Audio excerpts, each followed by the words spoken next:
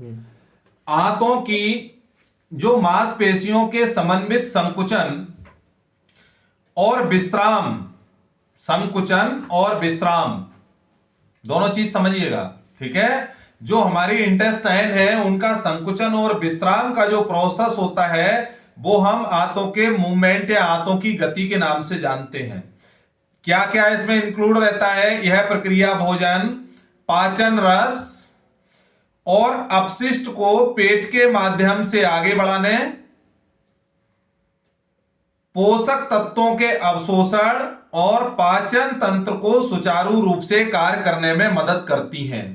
दोबारा रिपीट करता हूं मैं, क्या रहता है? यह प्रक्रिया भोजन, पाचन रस और अपशिष्ट को पेट के माध्यम से आगे बढ़ाने, पोषक तत्वों के अवशोषण और पाचन तंत्र को सुचारू रूप से कार्य करने में मदद करती हैं। ओके, आंतों की गति के मुख्य पहलू की हम बात करते हैं तो आंतों की जो गति होती है उसके मुख्य पहलू क्या रहते हैं? सबसे पहला रहता है जिसमें पेरिस्टालासिस। पेरिस्टालासिस पेरिस्टालासिस पेरिस्टालासिस में क्या रहता है? यह मांसपेशियों की लहर जैसी गति है। जो लहरें होती है ना, लहरें तो जानते ही है ना सारे लोग। मांसपेशियों की लहरों जैसी गति है जो भोजन को पाचन नली में आगे धकेलती है। जब हम खाना खा लेते हैं तो जो भोजन को पाचन नली में आगे धकेलती है उसको क्या बोलते हैं? पेरिस्टालासिस। ओके, दूसरे की हम बात करते हैं जिसमें रहता है सेगमेंटेशन, विभाजन। दूसरी गति क्या रहती है? आंतों की विभाजन। उसमें क्या रहता है? यह गति भोजन को पाचन रसों के साथ मिलाती है। यह भी आंतों का ही काम रहता है। ओके, क्योंकि बहुत बड़ा मौका था और उसको कोई भी नहीं भूल सकता था। मैं भूल सकता हूँ, लोग भूल सकते हैं। म्यूट करिए, आवाज आ रही है, आप लोग म्यूट कर लीजिए। तिवारी जी आप भी म्यूट कर लो। ओके,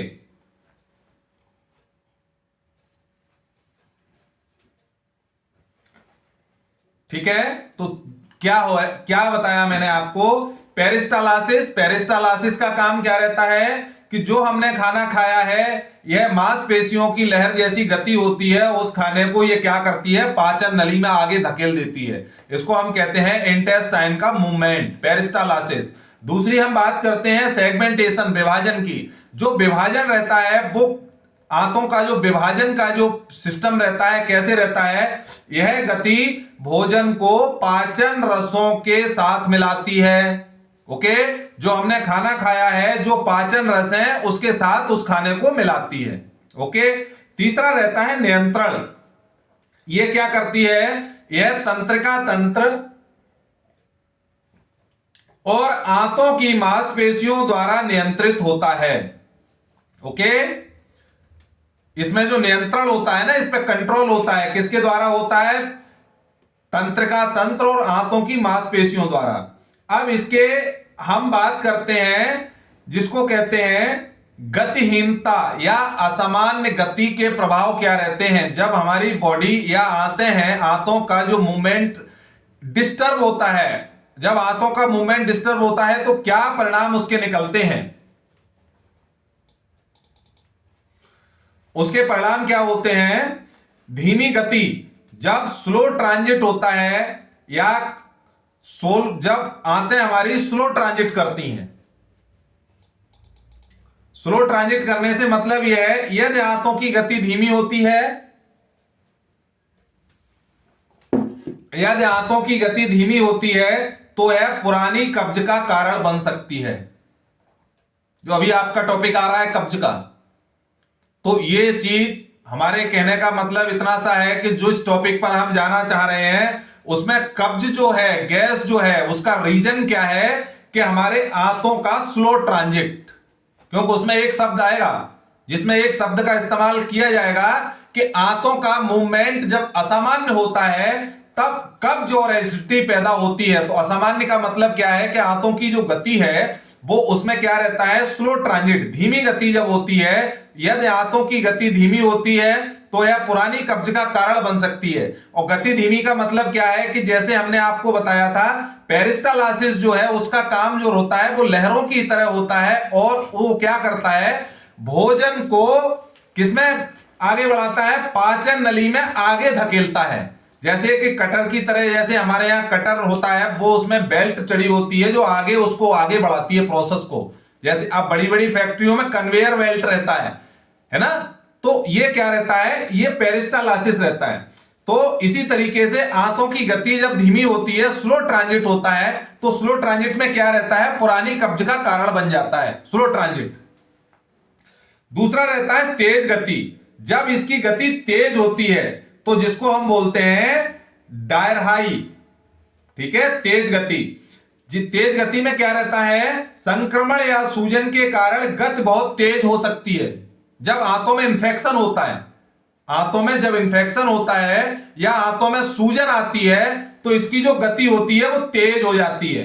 और जब आंतों की गति तेज होती है, आंतों की गति तेज होती है तो उसका परिणाम क्या होता है, मालूम है विंडो को किसी में, बेस्ट विंडो में कोई जानता है कि आंतों का मूवमेंट जब तेज होता है तो उसका रिजल्ट क्या होता है, जानते सारे लोग हैं। चूंकि ये नहीं मालूम ये आंतों के मूवमेंट के बढ़ने से होता है, हम लोग ये नहीं जानते हैं, बल्कि जानते सब हैं। जब आंतों का मूवमेंट बढ़ता है तो क्या होता है, लूज मोशन, दस्त होता है। जब दस्त आते हैं हम लोगों को तो ये कॉमन चीज है, ये हमको समझ लेना चाहिए कि जो जिसको हम बोलते हैं डिहाइड्रेशन, डिहाराई, आंतों का मूवमेंट बढ़ना। बढ़ने का मतलब यह है कि जो कन्वेयर बेल्ट रहती है जो कि फैक्ट्रियों में चलती है, जो कि चीज को, प्रोसेस को आगे बढ़ाती है, जब वो इसकी स्पीड तेज हो जाती है, तेज का मतलब आप समझिएगा, कॉमन वे में मैं ये बता रहा हूं, स्पीड इतनी तेज हो जाती है कि हमारी जो भोजन नली है उसको भोजन नली में आगे धकेलने का काम रहता है उसका।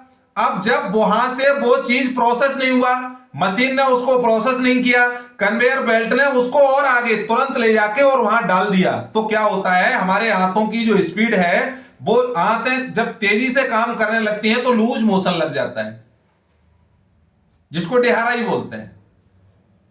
दूसरी चीज, स्लो जब होता है, दोबारा समझिएगा कि जब स्लो होता है, स्लो ट्रांजिट रहता है, तो स्लो ट्रांजिट में क्या रहता है कि मशीन प्रोसेस कर रही है, कन्वेयर बेल्ट धीमे चल रही है, तो उसको क्या है, कहने का मतलब यह है मशीन खाली चल रही है, उसको भोजन नहीं पहुंच रहा वहां तक, उस कंडीशन में कब्ज की प्रॉब्लम होती है।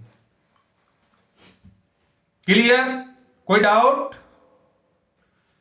इसलिए इस चीज का जरूरी है, जहां शब्द इस्तेमाल ये होता है ह्यूमन बॉडी में या सेशन में, या जब कभी हम ये टॉपिक को करते हैं जहां हम ये इस्तेमाल करके हम ये बताएं कि आंतों की गति, तो आंतों की गति से मतलब समझ गए ना क्या है, आंतों की गति से मतलब इस चीज का है कि आंतों का जो स्लो ट्रांजिट अगर होता है तो कब्ज की प्रॉब्लम होती है, और गति तेज होती है तो संक्रमण, और गति तेज किसकी वजह से होती है, जैसा हमने बताया था, आंतों में इंफेक्शन का होना, आंतों में सूजन का आना।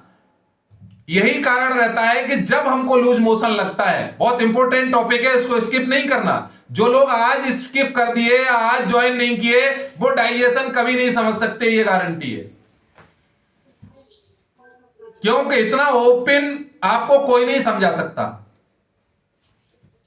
दस्त जब हमको लगेंगे तो क्या होता है, डॉक्टर भी बताता है और हमको भी चाहिए होता है, हम लोग ये कहते हैं हल्का खाना खाना है। हल्का खाने से मतलब ये है उसकी स्पीड बढ़ी हुई है, आंतों का जो मूवमेंट है, डायरिया है, वो बढ़ा हुआ है, उसको अब उसका बढ़ा हुआ है, हमने भारी भोजन ले लिया तो पहले से बढ़ा हुआ है तो वहां और प्रॉब्लम क्रिएट हो जाएगी।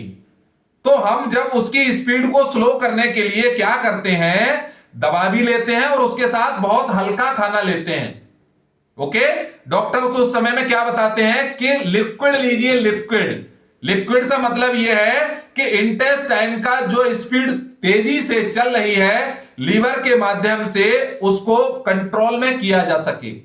ओके, तीसरी चीज रहती है यहां, दो चीजें तो क्लियर कर दी, धीमी गति, स्लो ट्रांजिट, और दूसरी चीज डायरिया जिसको तेज गति बोलते हैं, और तीसरी चीज आती है ऑब्स्ट्रक्शन। ऑब्स्ट्रक्शन को हम बोलते हैं रुकावट। ऑब्स्ट्रक्शन, उसमें क्या रहता है? ऑब्स्ट्रक्शन में आंतों में रुकावट के कारण भोजन और तरल पदार्थ का मार्ग अवरुद्ध हो जाता है। ठीक है, देखिए समझिएगा, जब आंतों में रुकावट पैदा होती है, आंतों में रुकावट पैदा किन किन कारणों से होती है ये भी हम क्लियर कर देते हैं। आंतों में रुकावट का कॉज ये होता है, मुख्तियार जी जरा म्यूट कर लीजिए, आप आवाज आ रही है। जब आंतों में रुकावट का, कहां से आंतों में रुकावट होती है? कि जब हम खाना खाते हैं, जब कोई भी ह्यूमन बॉडी, जो कोई भी ह्यूमन बीइंग्स, लेडीज जेंट्स, किसी भी एज का सही, माइनर सही, एडल्ट सही, एज सही, 60 प्लस सही, जब खाना खाते हैं, खाना खाने के बाद अचानक अगर हम बेड पर जाते हैं, समझिएगा, अचानक जब हम बेड पर जाते हैं, खाना खाने के बाद हमारा कोई मूवमेंट नहीं रहता है, उस कंडीशन में हमारा जो भोजन नली है वो अवरुद्ध होता है, खाना फंस जाता है बीच में, आगे नहीं बढ़ता है। तो क्या होता है कि अपशिष्ट और जो भी बॉडी के अंदर अपशिष्ट हैं, अपशिष्ट और खाने के बीच में जो एयर होती है, वो हवा, जो हवा भर जाती है उसके बीच में, वो किसका कारण बनती है? उससे क्या रहता है? दर्द और सूजन होती है, जिसको हम बोलते हैं गैस का दर्द। समझ आया? नहीं आया? गैस का दर्द, गैस का दर्द कैसे पैदा होता है? दोबारा रिपीट करता हूं, जब ऑब्स्ट्रक्शन होता है, ऑब्स्ट्रक्शन का मीन यह है रुकावट, आंतों में जब रुकावट के कारण भोजन और तरल पदार्थ का मार्ग अवरुद्ध हो जाता है, जिससे दर्द और सूजन हो सकती है। ओके, इससे क्या होता है? तो रुकावट पैदा होती है और उसका रिजल्ट क्या रहता है? कि एसिडिटी, गैस का दर्द पैदा होता है। ओके, अब हम चलते हैं पीछे की ओर। अच्छा, एक चीज क्लियर, सारे लोगों को क्लियर है? नहीं है तो मैं रिपीट कर देता हूं। आंत को क्या क्या बोलते हैं? आंत को 3 भाषा में हम इस्तेमाल कर सकते हैं। पांडे जी जरा इधर गौर कर लीजिए, स्पॉटलाइट किया जी। आंत क्या बोलते हैं? आंतों की गति को, एक तो हिंदी का वर्ड है आंतों की गति, दूसरा वर्ड क्या रहता है? गट, जो हमारे हर्बल लाइफ में ही कहा जाता है ना, गट की प्रॉब्लम है, तो गट की प्रॉब्लम से मतलब समझिएगा आंतों की प्रॉब्लम। तीसरी चीज क्या बोलते हैं इसको? इंटेस्टिनल मोलटिलिटी। ओके, इसको क्या बोलते हैं? Intestinal mortality.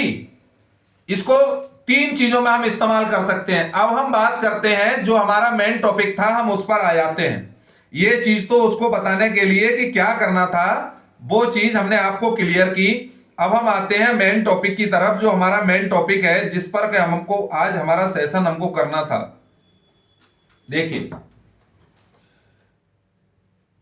हमारा आज का टॉपिक था पेट से गुड़गुड़ की आवाज क्यों आती है। ऐसा ही था ना? और कुछ तो मैंने नहीं बताया था। पेट से गुड़गुड़ की आवाज क्यों आती है? आपने देखा गुड़ुर गुड़ुर की आवाज आती है, कुछ लोगों का रहता है कि पेट आवाज कर रहा है। सारे लोगों को मेरी वॉइस क्लियर है? अगर नहीं हो तो आप चाहे चैट कर सकते हैं, अदरवाइज अनम्यूट करके बोल सकते हैं। क्लियर है ना? वॉइस आ रही है ना सर? क्लियर? ओके। तो पेट से गुड़गुड़ की आवाज क्यों आती है, इसको हम आयुर्वेद में आटोप कहते हैं। आटोप आयुर्वेदी भाषा में क्या है? आयुर्वेदी भाषा में इसको कहते हैं आटोप। ठीक है, इसको यह कहा जा सकता है कि आटोप कहा जा सकता है इसको, यह आयुर्वेद की भाषा रहती है। कोई बात नहीं। अब हमारे आंतों की दिक्कत पैदा ये होती कहां से है, मैं इस चीज पर बात करता हूं। ये प्रॉब्लम कहां से होती है? देखिए, प्रॉब्लम की बात मैं पहले करता हूं कि किस हमको आज जो टॉपिक करना था, मैं हालांकि पहले स्क्रीनशॉट शेयर कर चुका हूं। पेट में कुछ खाया नहीं, फिर भी अंदर से आवाज आई, क्यों? फिर भी अंदर से आवाज आ रही है। दूसरी चीज, यह अटोप हो सकता है। तीसरी चीज, बार बार गैस का बनना। अगला, ढीला मोशन या चिपचिपा मल। नेक्स्ट, पेट में दर्द या मरोड़। नेक्स्ट, मल त्याग के समय ज्यादा आवाज। नेक्स्ट, चक्कर, कमर या घुटनों में दर्द। ओके, ये किसकी वजह से होते हैं? इतने सारे जो लक्षण सिम्टम्स पैदा होते हैं उसका एक ही कॉज रहता है। किसकी वजह से रहते हैं? आंतों की नेचुरल मूवमेंट के बिगड़ने की वजह से। ओके, आंतों का जो नेचुरल मूवमेंट है, जो मैंने अभी आपको समझाया, जब वो बिगड़ता है तब ये सारी चीजें पैदा होती हैं। ये चीज हमने आपको ये भी बता दिया, स्लो होने से क्या होगा, फास्ट होने से क्या होगा, और ऑब्स्ट्रक्शन, रुकावट होने से क्या होगा। ओके, अब हम बात करते हैं कि आंतों की मूवमेंट है वो बिगड़ती क्यों है। आंतों की मूवमेंट क्यों बिगड़ती है? आंतों की मूवमेंट, पहले हम आयुर्वेद पर बात कर लेते हैं, आयुर्वेद भाषा में पहले हम समझ लेते हैं। आंतों की मूवमेंट बिगड़ती है जब वात और कफ दोष का बिगड़ जाते हैं। वात, पित्त और कफ, तीन चीजें रहती है ना आयुर्वेद में। तो क्या रहता है, जब वात और कफ दोष का जब बिगड़ना होता है, दोनों का, जब वात भी बिगड़ जाए और कफ भी बिगड़ जाए और दोनों इम्बैलेंस हो जाए आपस में, तो ये आयुर्वेद की भाषा में हम इसको ये कह सकते हैं, वात और कफ जब बिगड़ेगा तो क्या होगा, आंतों का नेचुरल मूवमेंट बिगड़ेगा। और जब नेचुरल मूवमेंट आंतों का बिगड़ता है तो आंत के अंदर से आवाज आती है गुड़ गुड़ गुड़, वो पेट की आवाज नहीं होती। ओके, अब ये बात थी आयुर्वेद की। अब हम बात कर लेते हैं अपने सिंपल वे में। सिंपल वे में ये आवाज कहां से पैदा होती है और क्यों आती है, देखिएगा, समझिएगा। बहुत छोटी सी चीज है कि हम उसको स्किप कर देते हैं। किसी का अगर कोई डाउट हो तो अभी मैं ले लूंगा सेशन के बाद, कोई दिक्कत नहीं है।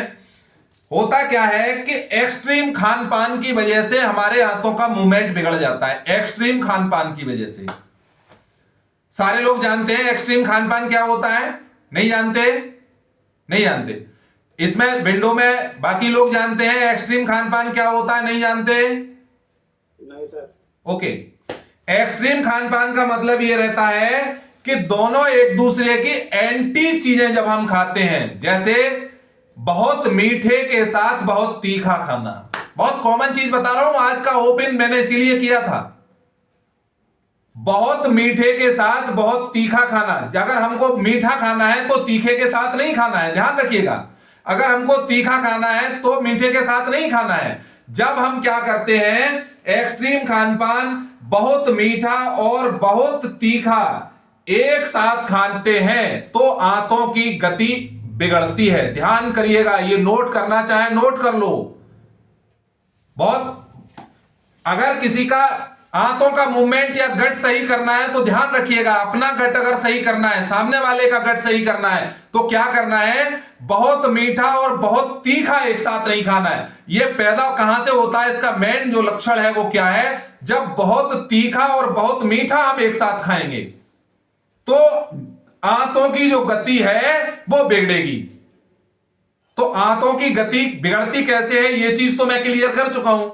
तो अब ये चीज क्लियर हो गई, बहुत तीखा बहुत मीठा जब हम एक साथ खाते हैं आंतों का जो गति है वो बिगड़ती है। जब आंतों की गति बिगड़ती है तो आंतों से गुड़गुड़ की आवाज आती है और आंतों का जब स्पीड स्लो होती है तो हमने आपको बताया था गैस और क्या पैदा होता है, कब्ज, जो पुरानी कब्ज रहती है।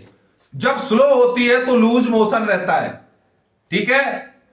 तीसरी चीज यह रहती है जब ऑब्स्ट्रक्शन होता है, जब जो हमारी भोजन नली है उसमें रुकावट पैदा होती है, उसके बीच में जो एयर फंसती है उससे क्या रहता है, चक्कर आते हैं, कमर का दर्द रहता है, घुटने के दर्द की भी प्रॉब्लम हो सकती है, क्योंकि उससे क्या रहता है, हमारी बॉडी की ऑक्सीजन रिफ्लेक्ट करने लगती है। ध्यान रखिएगा, हम आपको एक दो दिन में एक सेशन और लेंगे, उस दिन वो सेशन में सुबह करूंगा। मैं आपको एक दिन पहले बता दूंगा जो 1-2 दिन में ही करूंगा। मैं पहले भी बता चुका हूं, ऑक्सीजन की एक एक्सरसाइज है, बॉडी को प्रॉपर तरीके से ऑक्सीजन कैसे इंटेक करानी है, तो वो शाम को नहीं हो पाएगी, किसी दिन सुबह ही रखूंगा वो सेशन, मैं बता दूंगा। उस दिन सुबह ज्वाइन कर लीजिएगा, मैं एक्सरसाइज करके दिखा दूंगा आप लोगों को कैसे होगी वो। तो इससे क्या होता है, ऑक्सीजन इंबैलेंस होती है, ऑक्सीजन नहीं ले पाते हैं, इसकी वजह से ये सारे सिम्टम्स पैदा होते हैं। अब हम करते हैं बात नेचुरल वे की। ये भी बहुत इंपॉर्टेंट चीज है, नोट करना चाहे नोट कर लो कि अगर ये प्रॉब्लम पैदा होती है तो इसके घरेलू आयुर्वेदिक उपचार क्या है। अदरवाइज हर्बल तो मैं बता ही दूंगा कौन सा प्रोडक्ट इसमें एप्लीकेबल है, देयर इज नो प्रॉब्लम। दोबारा समझिएगा, ठीक है। जब फिर मैं आपको बात को बताता हूं, फिर रिपीट कर देता हूं, क्योंकि जैसा कि हमने वादा किया था, ये टॉपिक, ये सेशन मैं दोबारा नहीं करूंगा, दोबारा किसी कीमत पर इसको रिपीट नहीं करूंगा, क्योंकि आप लोग सीरियस हो जाएं, इसलिए मैं इसको रिपीट नहीं कर रहा, ठीक है। प्रॉब्लम क्या है, बार बार गैस का बनना, ढीला मोशन या चिपचिपा मल आना, पेट में दर्द या मरोड़ होना, मल त्याग के समय आवाज आना, चक्कर, कमर या घुटनों में दर्द होना, और कुछ खाया नहीं है तो पेट से आवाज का आना, जिसको आयुर्वेद भाषा में अटोप कहते हैं।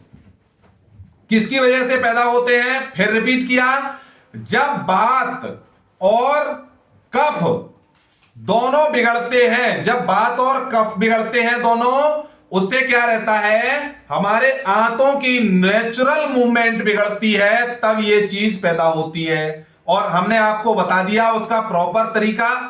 करना क्या रहता है कि 3 चीजें रहती हैं आंतों के मूवमेंट के लिए, स्लो मूवमेंट, स्पीड मूवमेंट, और तीसरा कौन सा बताया था आपको, ऑब्स्ट्रक्शन, ठीक है।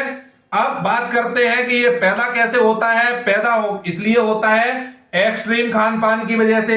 एक्सट्रीम खान पान क्या रहता है कि जब हम बहुत तीखा और बहुत मीठा एक साथ खाते हैं तो आंतों की जो गति है, आंतों की गति जो है वो बिगड़ती है, ठीक है। गट जिसको बोल सकते हैं, इंटेस्टिनल मोटिलिटी बोल सकते हैं। अब हम बात करते हैं कि अगर ये स्टेज पैदा हो गई है तो हम उसको साधारण तरीके से घर में रिमूव कैसे करेंगे, इस चीज पर देखिए, ध्यान से सुनिएगा। 20 ग्राम धनिया पाउडर, नोट करना चाहे नोट कर लें, समझना चाहे समझ लें। 3 से 5 ग्राम सौंठ का पाउडर, इसे क्या करना है, 2 लीटर पानी में उबालना है, ओके। 2 लीटर पानी में उबालना है और तब तक उबालना है मिड गैस पर जब तक वो पानी 1 लीटर नहीं रह जाए। और जब वो 1 लीटर रह जाता है तब क्या करना है, उसे दाल या सब्जी में इस्तेमाल करना है, समझिएगा, पीना नहीं है। जो सब्जी बन रही है हमारी, जो दाल बन रही है, उस पानी से इंटेक ले लेना है, पहला सॉल्यूशन।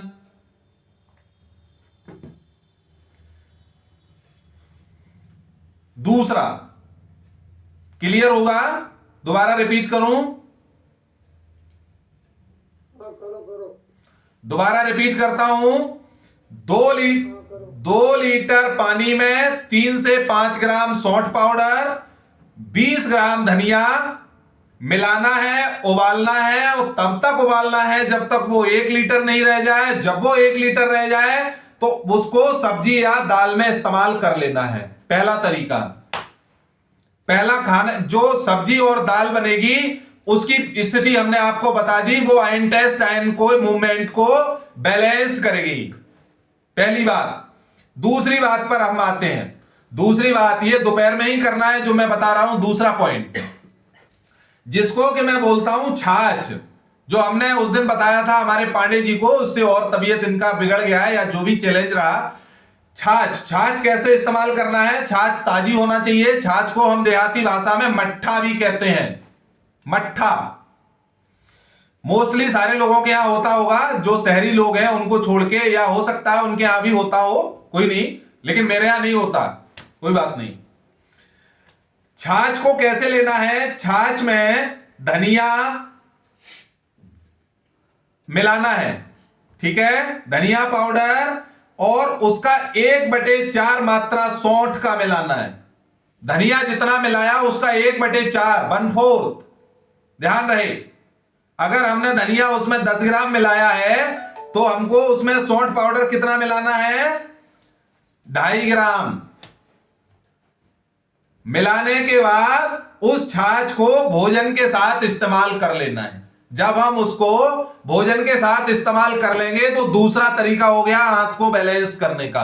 अगर आंत को बैलेंस करने का मतलब हमारे यहां लूज मोशन लगा है, उस कंडीशन में भी हम ले सकते हैं, कब्ज की प्रॉब्लम है उसमें भी हम ले सकते हैं। ओके, अब हम बात करते हैं तीसरे तरीके की। आज हमने पिटारा खोल दिया है, एक के साथ एक फ्री, एक के साथ 2 फ्री, ठीक है। तीसरे की बात करते हैं, उसमें क्या रहता है? जब पेट से ज्यादा आवाज आती है, ये कहां एप्लीकेबल होता है? जबकि पेट से ज्यादा आवाज आती है, हमने कुछ नहीं खाया, आवाज बहुत आती है, गुड़ुर गुड़ुर, हम कहीं बैठे हैं, सामने वाला भी कहता है अरे भाई पेट आपका आवाज कर रहा है। उस कंडीशन में हम क्या करेंगे? जब ज्यादा आवाज आएगी, 1 चम्मच देसी घी, 1 स्पून देसी घी, 1 चुटकी सेंधा भर नमक, 1 चुटकी सौंठ का पाउडर मिला के इन तीनों चीजों को, और जो खाना खा रहे हैं खाने के बीच में इसको ले लेना है। ना पहले लेना ना बाद में लेना, खाने के बीच में ले लेना है। लेकिन ये ध्यान रखिएगा फैटी लोग न लें, या हार्ट वाले लोग हैं जिनको हार्ट का प्रॉब्लम है, जिनका परहेज चल रहा है चिकनाई का, वो लोग इसको अवॉइड करें। ओके, अब इससे संबंधित किस किस का डाउट है? मैं hand raise unmute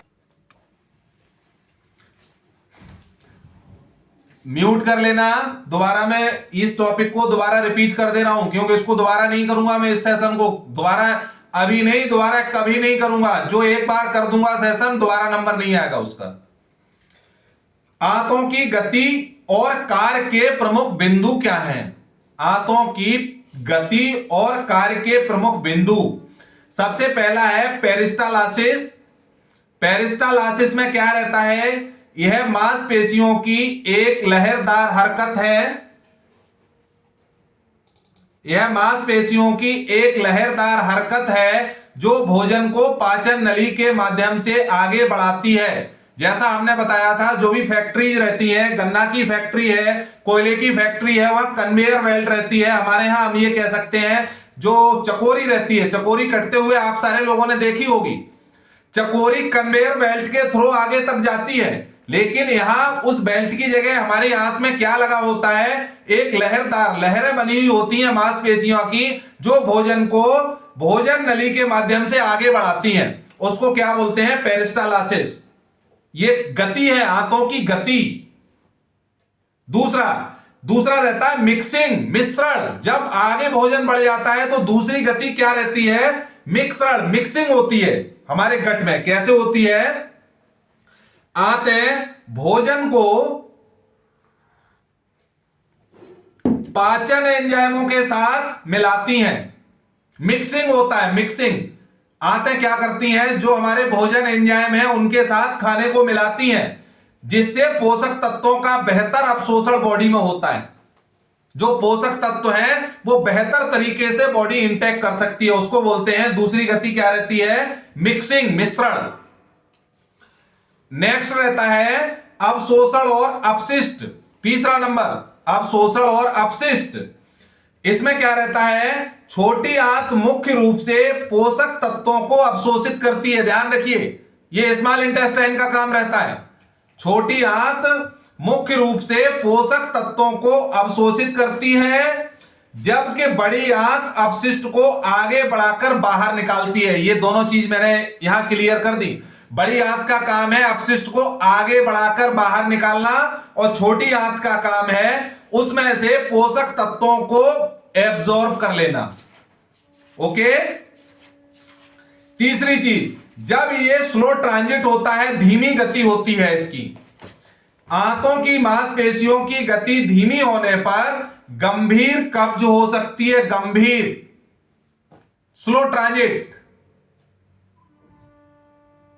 slow transit, slow transit का मतलब समझ रहे हैं? आंतों की, दोबारा मैं रिपीट करता हूं, आंतों की मांसपेशियों की गति जब धीमी होती है तो उसका परिणाम क्या होता है? गंभीर कब्ज पैदा होना बॉडी के अंदर। अगला ऑब्स्ट्रक्शन, अवरोध। अवरोध कब पैदा होता है? जब हम खाना खाने के बाद कोई मूवमेंट नहीं करते हैं, खाए बेड पर ही हमने मंगाया, चार पर ही खाना मंगाया और वहीं खाया, थाली बच्चे को आवाज दे दी, बोले गया और हम वहीं तकिया लगा गए, बात खत्म। ओके, उससे क्या रहता है? ओब्स्ट्रक्शन, अवरोध पैदा होता है। कैसा पैदा होता है? यदि आंतों में कोई अवरोध हो तो भोजन और तरल पदार्थ आगे नहीं बढ़ पाते हैं। होता क्या है कि जो हमने खाना खाया और जो अपशिष्ट है उसके, उन दोनों के बीच में जो एयर रहती है, जब तक तब तक वो नहीं निकलेगी जब तक अपशिष्ट के आगे जो भोजन है वो वहां तक पहुंचेगा।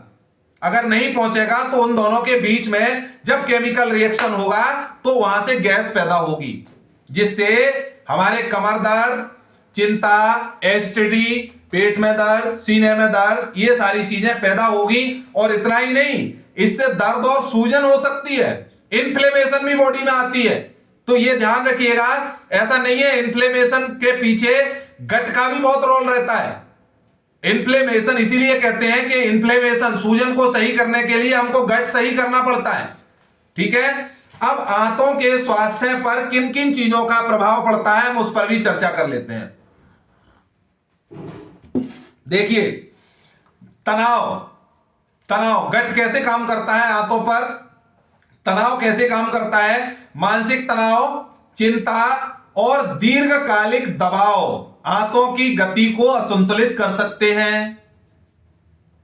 ठीक है, जिससे दस्त या सूजन हो सकता है। मानसिक तनाव, दीर्घकालिक दबाव आंतों की गति को असंतुलित कर सकते हैं, जिससे दस्त और सूजन हो सकती है। नेक्स्ट आता है आहार, खाना, मील की बात हम करते हैं। तो आहार में हमने आपको बता दिया कि जब हम तीव्र, एक्सट्रीम, जिसको हमने बताया था एक्सट्रीम खानपान, एक्सट्रीम खानपान का मतलब तेज मीठा और तेज तीखा, जब हम दोनों एक साथ खाते हैं तो हमारी आंतों की जो गति है वो बिगड़ती है और उसका परिणाम होता है कि ये सारी चीजें पैदा हो जाती हैं। उसको हम कैसे मैनेज कर सकते हैं? या अगर मान लीजिए हमारे बॉडी में ये इंबैलेंस है, गट की प्रॉब्लम है, तो हमको क्या क्या चीजें खानी चाहिए? फाइबर युक्त आहार पाचन तंत्र को सुचारू रूप से कार्य करने में मदद करता है। फाइबर चाहिए बॉडी के लिए, ध्यान रखिए। इसलिए यह जरूरी नहीं है कि जिसको मोटापा कम करना है उसी को फाइबर लेना है। फाइबर का इंटेक बॉडी के अंदर उतना ही जरूरी है जितना के प्रोटीन, जितना के पानी। ओके, अब हम अगले बात पर आते हैं, आंतों की गलत स्थिति, विकार, आंतों की गलत स्थिति, जिसको हम क्या बोलते हैं? मेडिकल भाषा में आप नोट करना चाहें नोट कर लो, मेल रोटेशन। डॉक्टर ये कहेगा मेल रोटेशन हो गया है। मेल रोटेशन का मतलब है आंतों की स्थिति है वो बिगड़ गई है, मेल रोटेशन। ठीक है, या संरचनात्मक समस्या पाचन को प्रभावित कर सकती है।